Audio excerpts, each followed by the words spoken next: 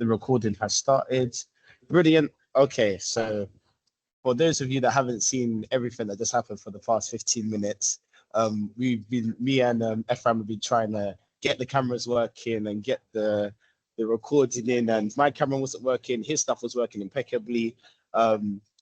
Ephraim, thank you so much for your patience. Thank you so much. All right. No problem. No problem at all. Bye, man.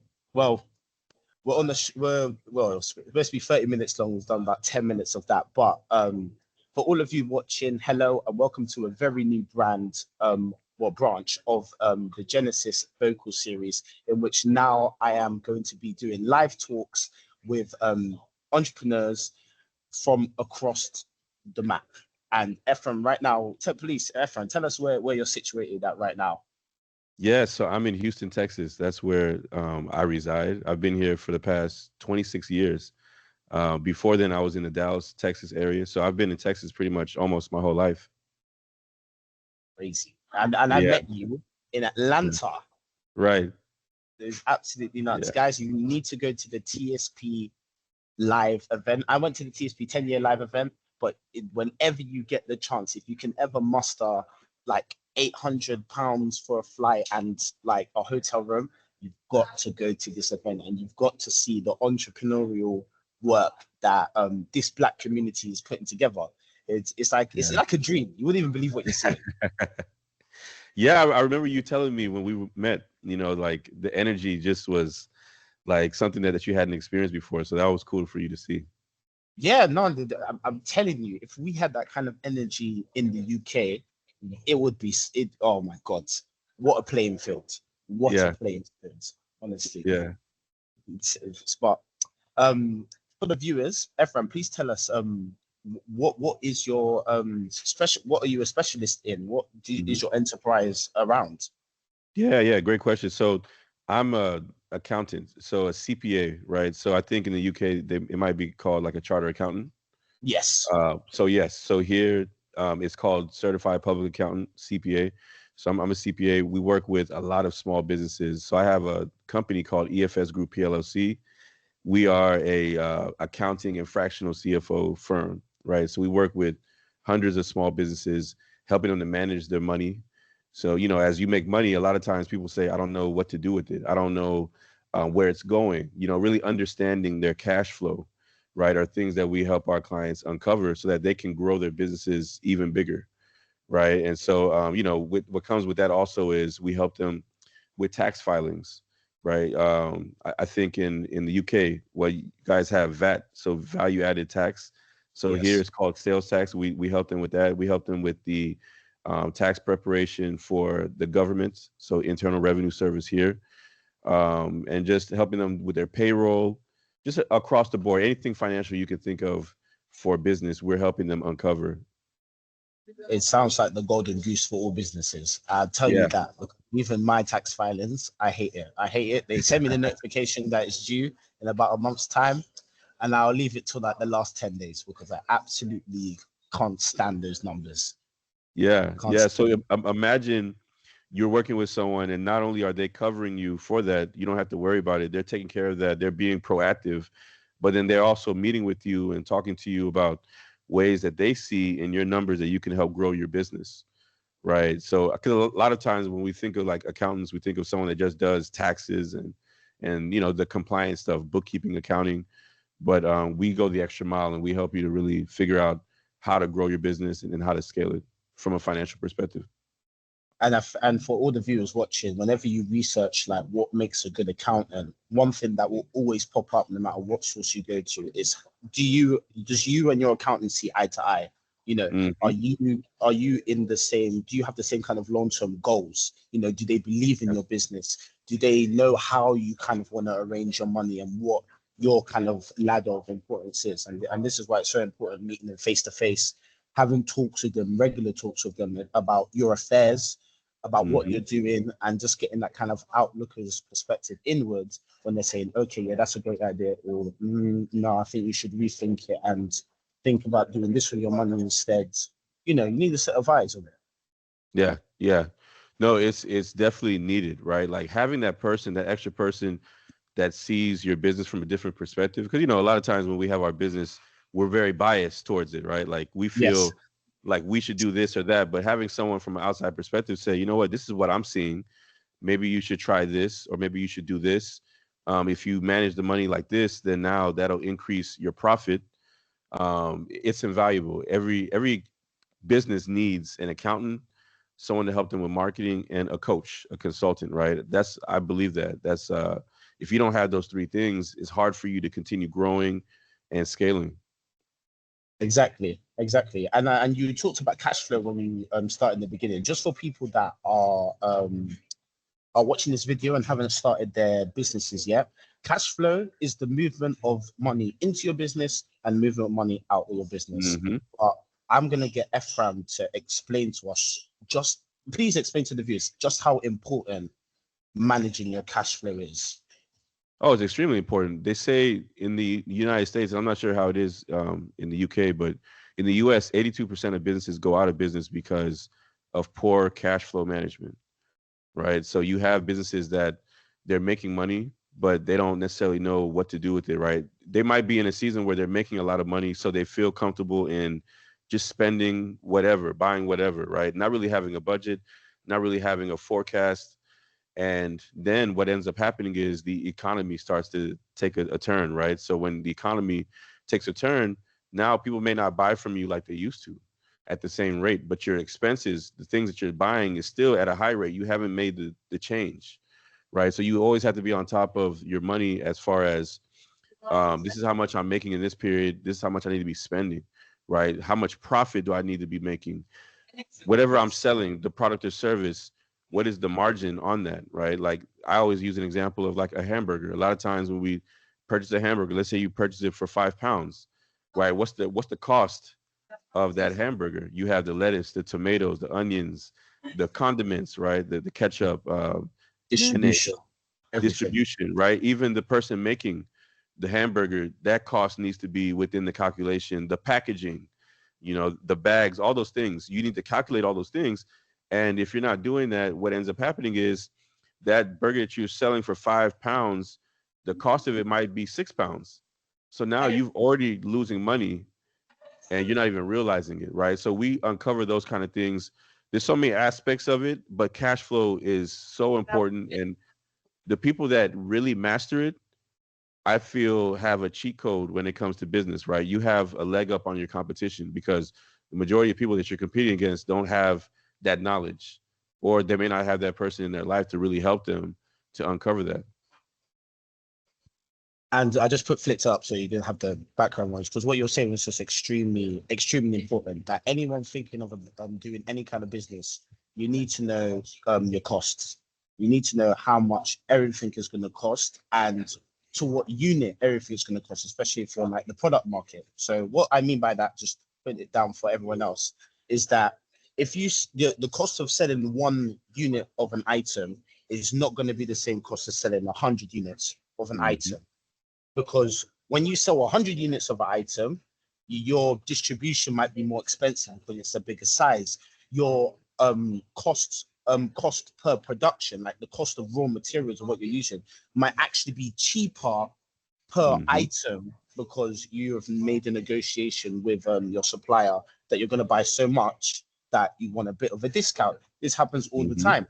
And having an accountant in your corner that helps you manage all of that stuff, especially when you start producing and when things get so fast, and now you have to go to networking events, and now you've got to do promos, and you have to do advertising, and you've got to Mm-hmm. do R&D. You need a team. You need a team, and your Yeah. accountant is going to be like you're the fist, the fist and the Yeah. hands. The accountant's going to be the fist telling you the hard truths. Yeah. And I always say you want to meet with your accountant at least once a month minimum, right? The perfect sweet spot would be weekly, right? You're looking at your numbers weekly. You're seeing the ebbs and flows, like what happened, what changed from the previous week, how much more money did I make, did I lose a lot of money, versus waiting towards the end of the month and then you're looking at everything and now everything has already happened throughout the month and you can't really go back and change that. So really having a pulse on your financial statements, income statement, balance sheets, the statement of cash flows, all those things can really help you to make way better decisions in your business. Absolutely, absolutely. And I just wanted to put forward another thing to you, another question that a lot of people had in their minds. Mhm. When you're starting an SME, when is the best time to start thinking about getting an accountant, in your opinion? That's a great. I get that question all the time. I would say it really depends on your budget, right? There are a lot of people here in the U.S. that's we start businesses without any money, right? And I'm a big proponent of, um, is there a way that you can start your business with 10, 20, 30,000, whatever, how much you need to start your business? Because, you might have some businesses, like for example, mine, it didn't really take much startup cost to really start it, right? Because all I needed was a computer, some software, and I'm in business essentially, right? But if I was to start, let's say, a restaurant, I would need even more capital. So those things, when I say we need money, now you need money to go hire someone to potentially do a consultation. So I would say in the beginning, if you can find a CPA or accountant that you can have an hour consultation with, possibly once every quarter to start out, and they can kind of guide you in the right direction of creating a budget for you, a forecast. Just want to interrupt you there. A quarter, what is it for the Okay, week? sorry. Yeah, Yes. what is quarter? So Yeah, a quarter would be 3 months. So every 3 months. every Yes. 3 months. All right, let's carry on. Sorry to Yeah. interrupt you. No, that's good though. So yes, every 3 months, if you can, in the beginning of your business, you want to meet with the CPA for them to kind of go over your numbers with you, see what's going on. So I'm a big proponent of, if you can start your business with the CPA, you definitely want to, but you need to have that in your budget, right? You need to have the legal expenses in your budget. There's a lot of things that you'll need to put into how much you need in order to start the business to really make sure that you're successful. There's a lot of people that roll the dice. They'll say, you know what, I'm not going to do the accountant or the attorney. I'm just going to get started and I'm going to make a bunch of money and then I'll come back and get these people. I mean, some people have done that and they've been successful. But as long as you know in your mind that you need to go meet with the chartered accountant or CPA as soon as possible, I think that's the best thing. I was even when I do my courses, because my courses are for people just starting up, and I know that it's a bit of a daunting thing to start looking for an accountant, especially when you haven't like made any money yet. And I always say to them, minimum, at least at least buy there's a package called Xerox, for SMEs. Yeah. Yeah. And there you can practice balancing books. You can kind of learn what it means to invoice and learn what it means to actually track your money and the ebbs and flows, because accounting, you shouldn't be afraid of accounting. If you want to do enterprise, you should be very, Yeah. very, very, very comfortable with it and have a really good relationship with it. Yeah. And I was gonna say even though so in the U.S. QuickBooks is the one that people use, but we use Zero as well. So we're yeah, that's our software of choice, and we've been using it since 2010, so almost 15 years, 15 years now actually. It's a really nice app. It's a really, like, if for some, I did accounting in university, like double Ah, bookkeeping, all that stuff. okay, But for someone coming through with it, it's a drag and drop and fill in. Like it's yeah, beautiful. yeah, yeah. And so I know internationally Zero is the one that a lot of people tend to use, and then in the United States, QuickBooks is the one that people tend to use. But I think both parties are trying to make a bigger jump into the market that they're not really the main player in or whatnot. I've been seeing that. So, well, thank you. That means that, guys, if you're buying my courses, I'm on the right track. Now it's Yep. confirmed. Yeah, the CPA just say it. So don't want to hear anything about it. There we go. Yep. Mm-hmm. We're gonna mash right into another question, which is when your company is losing money, like for example, if it's in a downturn, if costs have gone up, if there's been a shock to the market, what is your process, both mentally and physically, when it comes to, okay, what am I now going to do with my budgets, or what am I now going to do with the rate of production, the rate of sales, the rate of anything? How would you go about it? Great question. So number one, what we talk about with our clients is there's going to be a downturn at some point in your business, right? That's just how business is. You're going to have the highs and then you're going to have the lows. You're never going to be high always. You are going to have some lows. So how do we prepare for that? We need to start putting money aside in the very beginning of our relationship or even the beginning of your business, right? So how can we build that 3 to 6 month reserve of cash that we have in a separate account? And now that money is there. So now if anything happens, we can pull from it, right? And that keeps us afloat. I like to say emergency cash funds is like insurance, right? So if you were to get in an accident, now you have the insurance that will cover you. Versus if you didn't have any insurance and you get in an accident, now you're in big trouble, right? So that's number one. We need to get our cash together, but then we need to review our numbers on a weekly or monthly basis to see what's going on specifically, right? Like, is it certain products that I'm selling that aren't selling? Are there certain products that are selling more? Like, what is actually going on with the data? But then also look at, a lot of people don't do what we call a business plan, right? And I think that you should do a business plan. It may not be in the beginning necessarily, but you should go back and do one, because the business plan will force you to think of, what is my target market? Whatever my target market is, how many people are in that target market? And a lot of times when people do that, they find out that you only have, let's say, you're only selling to like 5% of the population, versus how can I open that up to sell to 80, 90% of the population? And if I can't, that means I have a specialized product or service that I'm selling that may be in trouble. And a lot of times it's not that the product or service is bad, it's just that the demographic or the market that you're selling to isn't in the financial position to continue buying from you, right? So we have to understand the economic aspect of things too. And once we understand all that and we're reviewing our numbers, then now you have to make decisions quickly. So now if your sales are going down, your expenses need to go down at that same rate. So that means, we've had to have tough conversations with people and say, hey, you might have to let go of an employee, because your sales aren't doing too well. Now you can have that conversation with your employee and say, hey, you're a great person, I'm letting you go, but once everything picks back up, I'm bringing you back, to make them feel comfortable. But whenever things are going down, we have to make those tough decisions, and we have to make them quickly, because we have to think of our business is number one. We need to protect our business, because if we don't protect it, then now our business will get destroyed, and now we're in trouble personally as well. So it was a long-winded answer, but hopefully it covered all the bases for you. That answer was so good that I have three more questions. That is how good the answer is, and we're gonna get right into it. When Yeah. you talk about putting some money aside, now I recommend any average person not to put their money in your rudimentary savings account that is earning, at least in the UK, is earning less than 1% annually, which is ridiculous. Right.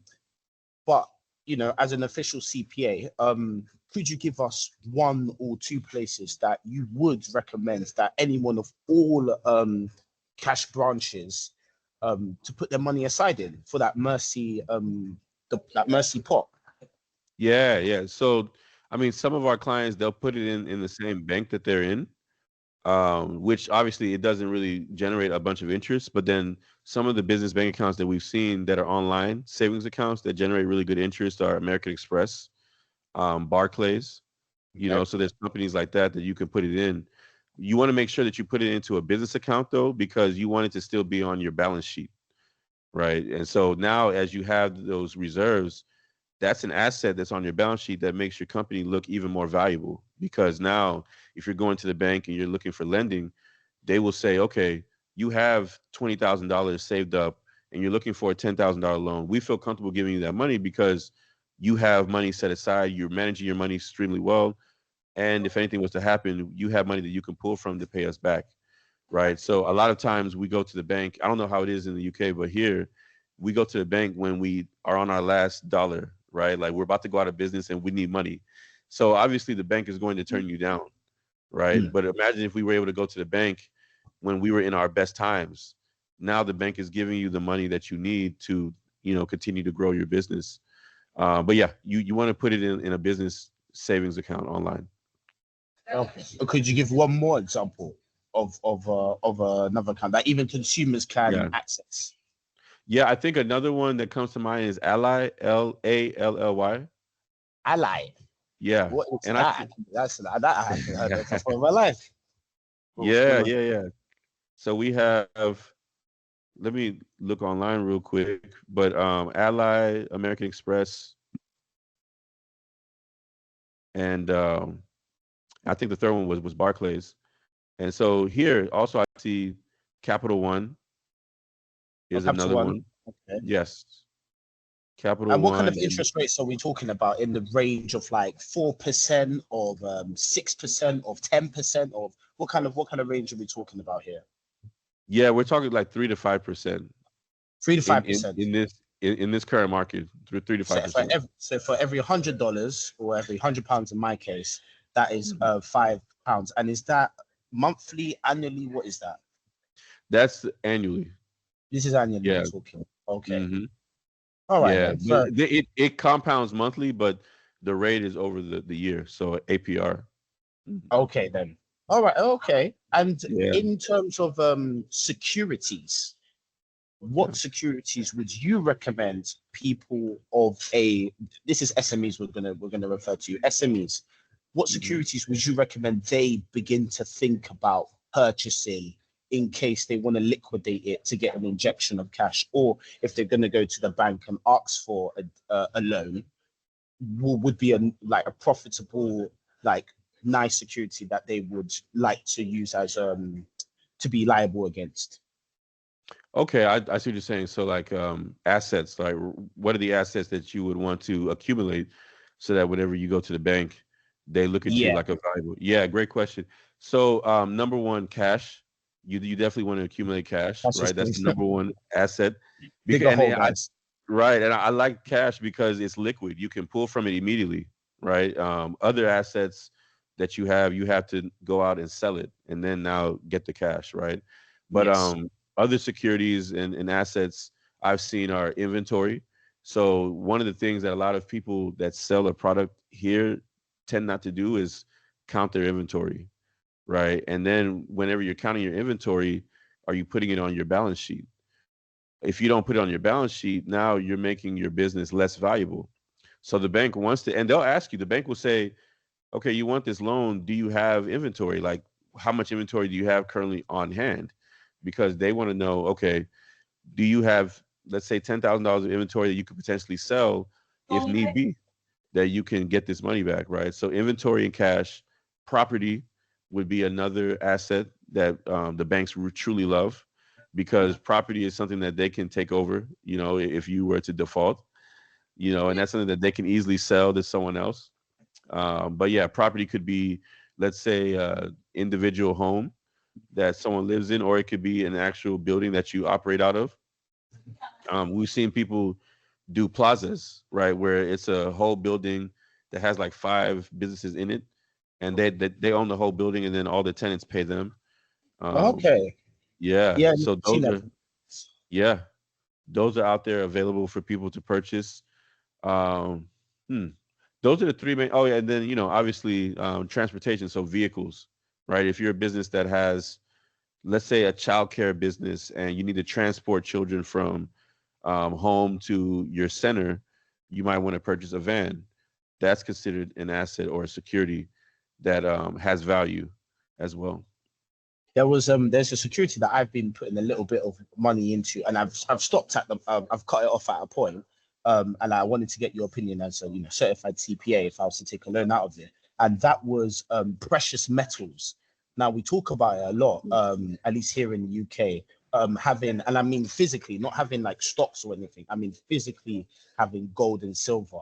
What would your opinion be on how liquid that is? Yeah, great. That's a good question. There's one other asset that I left out before I jump into that, and that would be equipment, right? So if Okay, you are, yeah, if you're somebody that has, let's tools. say, tools or any kind of equipment that can be used to do your business, that's also valuable, and you can liquidate that as well. So the securities of metals and gold and things like that, that's very popular here. A lot of people would tend to buy into it. So that's also a good security that you can liquidate as well. I think you can liquidate that fairly quickly within like a month or Yeah, so. if you go to a broker, a Yeah. pawn broker, I don't know if what you guys call it, but those kind of people that deal with gold and Yeah. check and everything. Yeah. And then obviously some other security stocks, right? Bonds, those are things that you can purchase. You can even purchase it within the business potentially. And now those things that you're buying, they're building interest, right? Yes. And so that's the good thing about that too, is that here, and I'm sure it's the same way in the UK. Let's say you have $300,000 portfolio of stock. You can go to, let's say, Goldman Sachs, and they'll give you a loan against that 300,000, and it's normally about 50 to 75% of the value of the securities or whatnot. So I've done that before, where I was able to leverage the securities that I owned to now get a loan to go, let's say, buy a business, or you can go buy another asset. You're buying something that's going to help you make money.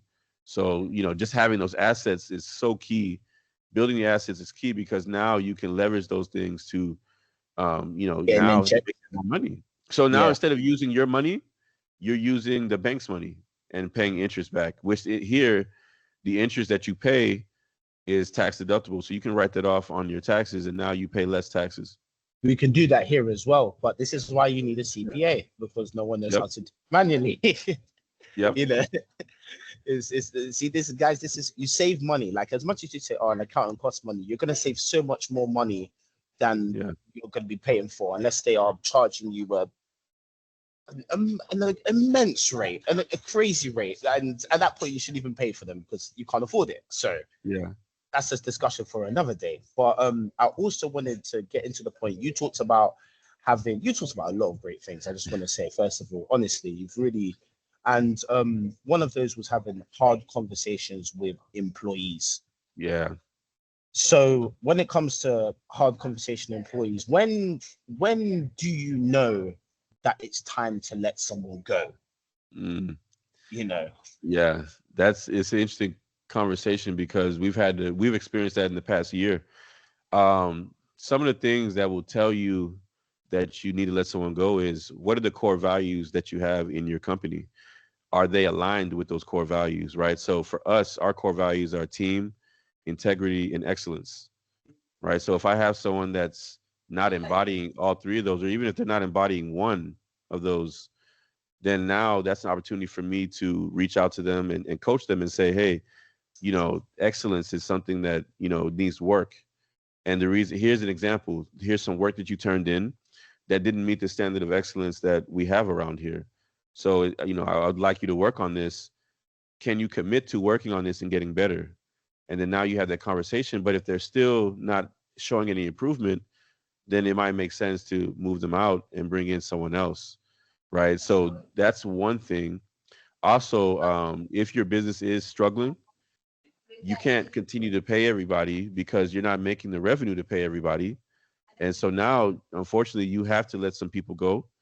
And but the thing is, though, too, is that if everything is clicking in your business and you have really good people and your small business, then you may not have to let anybody go, because things are going up, right? But normally, when your business is going down, there's normally one or two people that might not be pulling their weight, right? So now you have to have that conversation and say, you know what, it's time that we transition and part ways. And honestly, it seems like a bad thing on the surface, but it's not a bad thing, because a lot of times people are working at a company that they're not really passionate about, right? They're not passionate or inspired about their job, but they're collecting money, right? But you letting them go is now opening up the door for them to go do what they really want to do, or to go work for the company that they really should have been at in the beginning, right? So those things are important. It's important to have those conversations.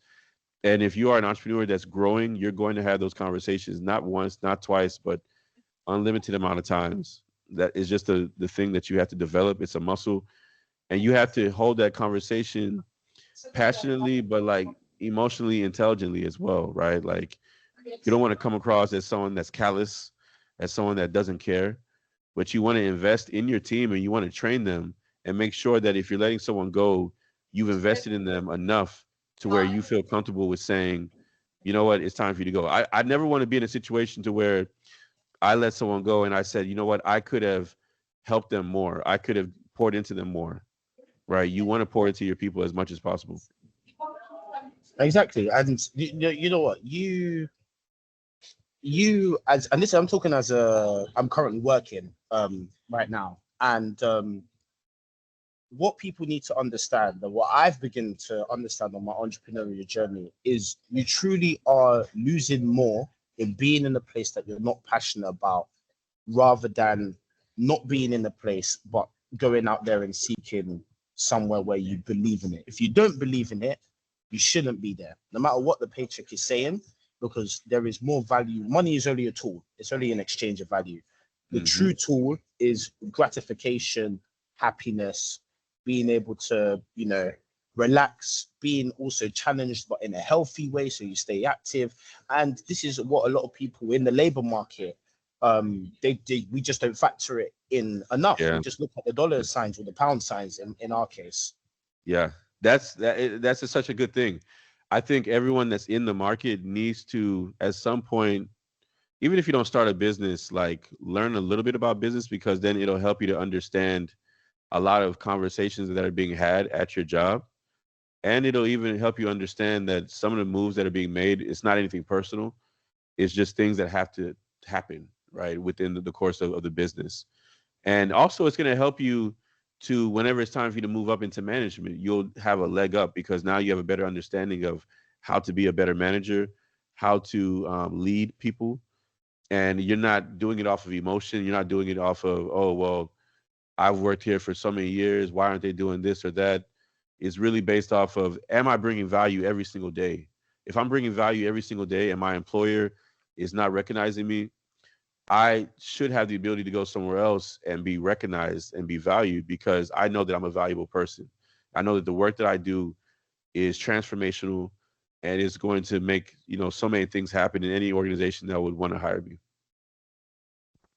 That right there, I'm so glad that this is being recorded. I'm going to be taking so much notes from this, and everyone watching this should take notes. This is the criteria that you should be having in every single workplace that you go to. That is the exact criteria, and it's not even about, there's not even a way to quantify it, but you should feel it.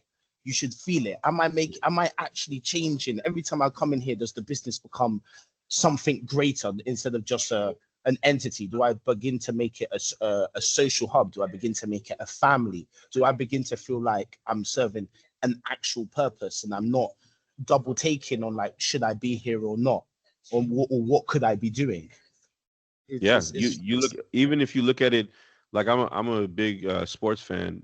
Funny enough, soccer is something that we grew up with, but my little boy is like heavily into soccer. So his guys that he watches, Mbappe, and Messi and Ronaldo, right? But whenever you look at them, all the people who are really great at what they do in sports, they didn't just show up to play they didn't just show up to practice and then go home, right? They didn't just show up to the game and then go home. They're doing extra things. They're getting better, but they're getting better because they, number one, care about the work product that they put out, right? They know that millions of people are viewing them, whether they're coming in person or whether they're viewing them online. So they want to make sure that they put in their best effort, but also they are passionate about their sport, because I don't think you can be great at something that you don't have a passion or desire about, right? So if you're working a job that you don't really are not passionate about, it's going to show in your work at some point. There's going to come a time where you're going to be like, man, I really don't want to go to work. And you might be really good. I've seen really good people. Let's say I've met doctors, lawyers, accountants, and engineers, right? And they're really great at their job, but they're not passionate about it. So at some point, that's going to show. At some point, they're going to burn out. But if you really enjoy what you do, then whenever you do put in the extra hours to get better or to just do a better job, it doesn't feel like you're working. It feels like something that you want to do.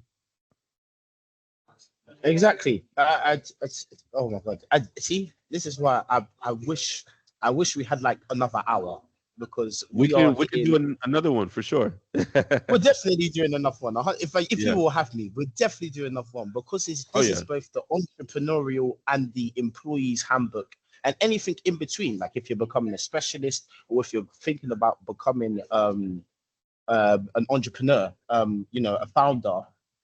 This is everything you're saying right now, and this is tried and tested. I mean, I just credential wise, could you give the audience kind of a background on how big the scale of your operation is, like your achievements, just because I just want everyone to understand that these words are coming from someone that's done it and succeeded and is now coaching.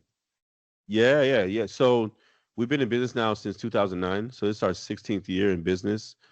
We were on the Inc. 5000 list. So the Inc. 5000 list is, and you can see the awards right I here. can But see yeah. yeah, the Inc. 5000 is like they give an award to like the fastest growing 5,000 companies in the U.S. Right. So there was one year where we were at number 816. Not Then in there's Texas, in the US. in the United States. Right. Yeah. So there was one year that we grew at like 700%. Right. So we have 22 people that work with us currently. And people that are not all of them are in Texas. We have people spread out all across the United States, and then we even have some internationally that work with us. Um, we've worked with thousands of clients. Right now, we currently work with close to 100 clients on a monthly basis. So yeah, we've it's been a ride. I've learned so many things throughout this 16 years. Like everything I know now, I didn't know that 16 years ago, and I'm pretty sure 16 years from now, I'm gonna know even way more. Right. So it's just like you're constantly learning. And I think it's important to like listen to conversations, be a part of conversations, be a part of rooms that are having these conversations. Because if you're just around your normal surrounding every day, then you're gonna stay normal, right? But as you surround yourself with people that are going the direction that you're trying to go, that's when you start to see yourself make those actions to get there, right? So a lot of this is from really just being around really good people that are just as passionate about their business as I am. And I'm living proof of that because I have been to TSP. I know probably gone to, you definitely go to many other networking events, but when I went over there to the United States and being in a room of that kind of caliber of people and every single person with that in mind, ready to learn, taking down notes of everything anyone's saying, big, small, young, old, seven figure, no figure. You're listening and absorbing from everyone and adapting. And now we're implementing it today. Yeah. It's Yeah. it's fantastic. I Oh yeah. mean, it's fantastic, honestly. Definitely. No, no, Oh no. god. It's definitely good. Definitely good. More people need to do this, and I will be sending all the clips that I've got this interview with you right now included on my channel, on all my social media, guys. Watch it, get inspired, come ask me in person, and come with me the next time I go over, or come with me to just general networking events in this country. Because like what Ephraim says, when you surround yourself with those kind of people that want to grow, that want to become better than they possibly can imagine, and you need to learn for that, you need to get in those circles, it's worth everything. Everything. Yeah. Oh yeah, for sure. It definitely be in the room. And I know that there's even conferences in the UK that you can even start out with going there too as well. But come over to the other side. And I think more Americans need to come to the UK and just internationally as well, because the world is so much bigger than where we live. It is, and things I've learned over there. People in America were saying, "Oh, we should do like how you operate in the UK. We should do it over here." It's a Yep. double-edged sword. We can always learn from each other. Don't get stuck in what the mainstream media are saying about the people from respected places. Yeah, Go there yourself. Go there for sure. yourself. Most You know, definitely. and go in the right places. Don't just go there like just blindly, but go there with an intention, with a plan, and you will most likely find what you're looking for and more, way more than you think. Oh yes, for sure. For sure. No, this is good. Yeah, We this we is we definitely gotta do another one soon. we definitely will, and I'm gonna see on the Underwoods on August the 6th. I bought their they're having a conference in London. They're doing a Wow. corporate speaking engagement in London, and I bought the ticket. It was £100. So on August the 6th, near Portland Street. Guys, I'm gonna put the link as well. It probably is more expensive now, or all sold out, but absolutely, these guys from the United States and you, Ephraim, like you personally as well. Um, but just to give people in the UK kind of an understanding, I didn't know about Ephraim's wealth until he came into the. So there was a on yeah, there was an under 21 or yeah under 21's lunch where Yeah. people of seven figures being £1 million, no? Yes. Yes. £1 million. Right. So seven figures being £1 million. Seven-figure business owners come in and you can ask some questions. Now I had met Ephraim about a day before, but at the side of the bar, just drinking or just having a general conversation about like the situation, about you as an accountant, about what I did with my business. Yes. And my face, my heart, when he walked into the room, and it just shows as a testament of like how humble that people, at least in the US, we can learn a lot from, because here in UK you get £1 million and you talk to nobody that Really? is absolutely absolutely no. You won't even find them. You don't know where to find them. You know, it's a small place. You won't know where to find them. You know, Yeah. but there, it was just, I didn't know, and you never gave off that energy. You gave off the energy of someone that was there to learn, that was someone Yeah. there to grow and absorb and help others. And Yeah. even now, and you even stood here for like 20 minutes as I was faffing around with the team's call, you know, but with good intentions to, and what, something beautiful has come out of it. I just want to say thank you so much. Thank you. Oh, no problem. No problem. You know, I think it's important. There's a lot of people that poured into me when I was young and I was trying to, I was eager and I was hungry, right? There were so many people You're that I young, met. you're still eager, and you're still hungry. Don't You're worry, right. man. Right, right. Well, meaning when I was in my early 20s, right? So there were people that poured into me, and I always think about that. I think about like if I hadn't have met these people, I probably wouldn't have been where I am now, right? So it's like also how can I pass that down? How can I be someone that someone else could say the same thing about? Like, man, Ephraim changed my life whenever he met me or whenever I heard some of the videos that he put out and things like that, and or even when I work with him as a client. How can I be that type of person and just continue spreading that wealth of knowledge and information? I think it's important for us as we get to a certain place just to continue to give back and help people. Absolutely, absolutely. Well, Ephraim, we have run out of time, but once again, thank you so much. I hope this conversation has sparked something in your heads, even though you were given most of the knowledge.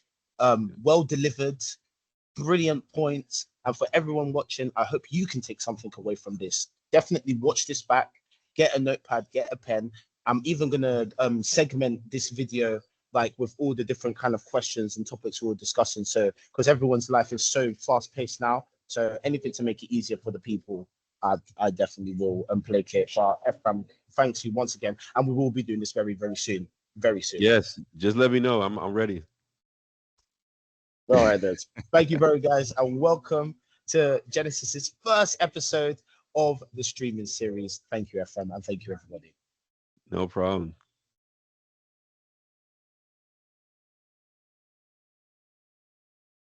All right, then. So